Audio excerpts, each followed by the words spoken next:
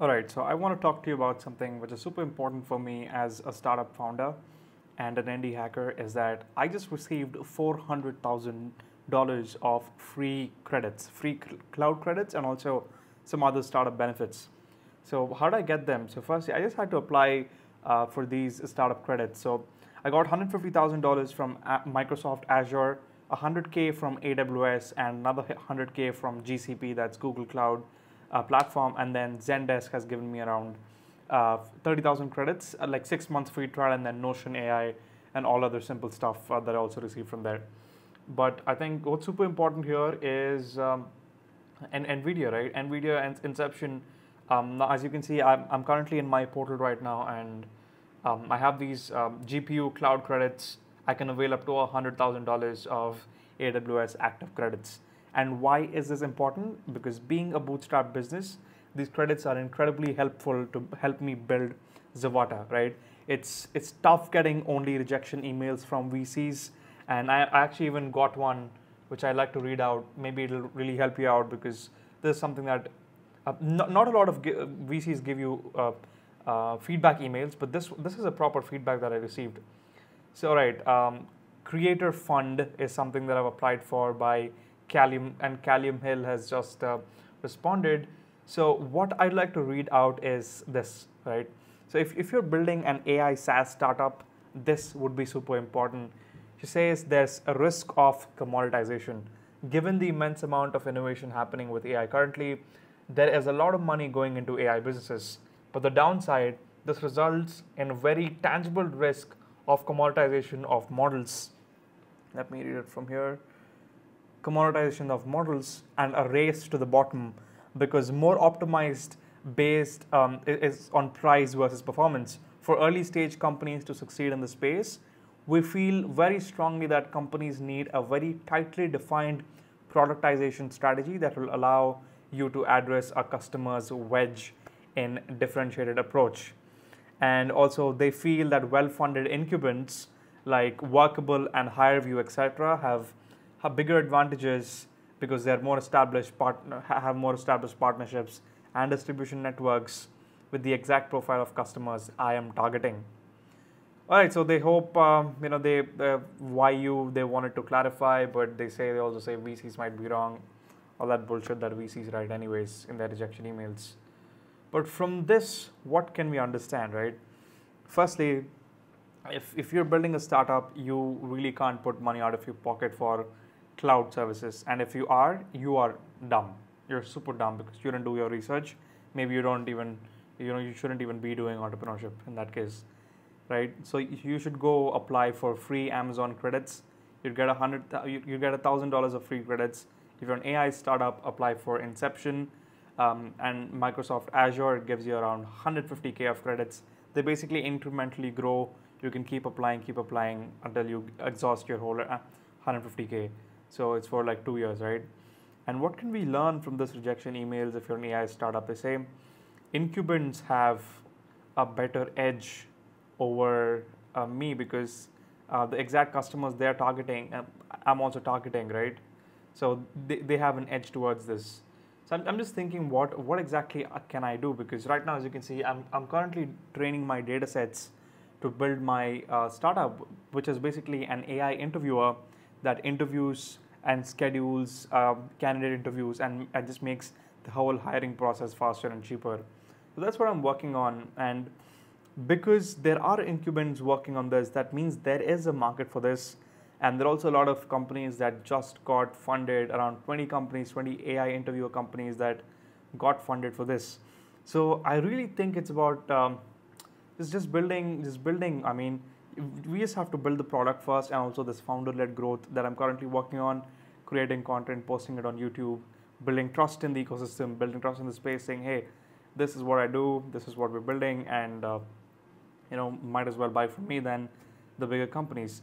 But the race to the bottom is something that is very difficult to figure out. But again, isn't race to the bottom more so for the LLM models, LLMs, people building in LLMs, the companies building in LLMs? Isn't that race to the bottom because you want to go as cheap as possible? If Claude is doing $25 GPT is doing, $23 Claude also has to do 23.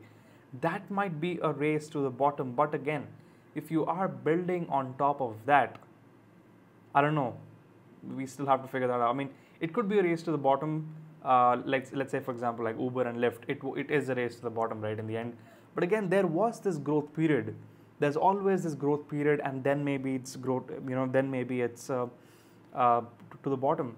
So what if at least I give this a try? At least you build your AI SaaS startup for the growth, and race to the bottom. I think that'll be figured out later, right? It's the next stage of when you're too big. Maybe that's what happens. But again, I think it's possible. And worst case, if your product is so good, you are making some MRR per month, which is basically the goal of most of the indie hackers. If you are making good MRR, ARR, you can also exit the startup. Maybe you can sell it to the incumbents itself. I mean, each startup founder could have their own different goals. But if that's something that you want to do, maybe there's still an option. There's still an option, right? So I'm not going to take this rejection email as just a rejection, because if the startup wasn't good, maybe NVIDIA Inception wouldn't have, given me access to their portal, right? Gotten some good reviews as well, but again, it just depends, because it's context, guys. If you're an AI, AI is what AI needs when you're chatting with it. It's context, right? The more context you give, the better it performs, the better it understands.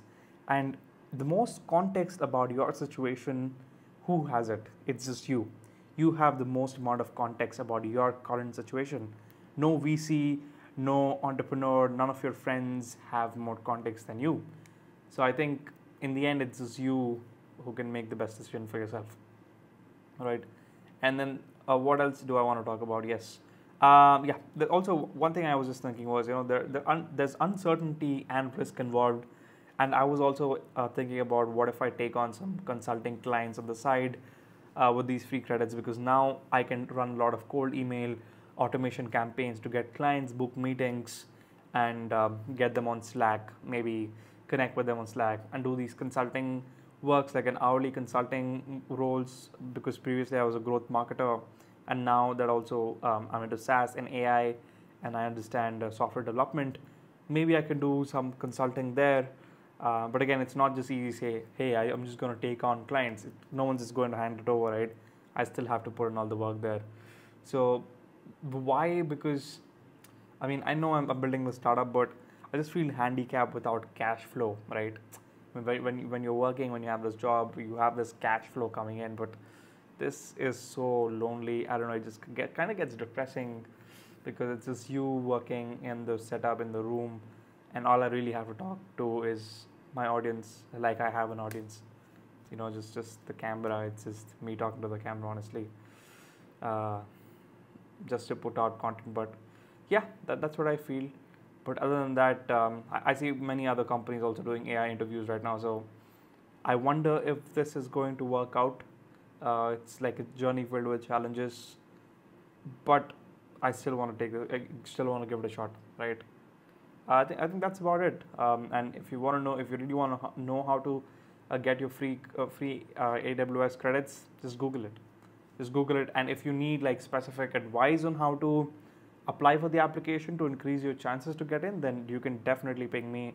I'll 100% help you out, because I've filled so many, and I know how I can get free credits, right? Because credits is the most important thing that you need as a startup founder. Imagine like 150K credits of Azure. You can literally do anything. Automation campaigns, building your LLM. My whole LLM is being built on Azure cloud. I'm using Azure OpenAI. It's just costing me like $1,000, and putting $1,000 of my pocket of something which might not work out. It's a big risk, right? So think of it like it's just like God giving you these free money just to use, right? Because I think it is. It's very, very, very important.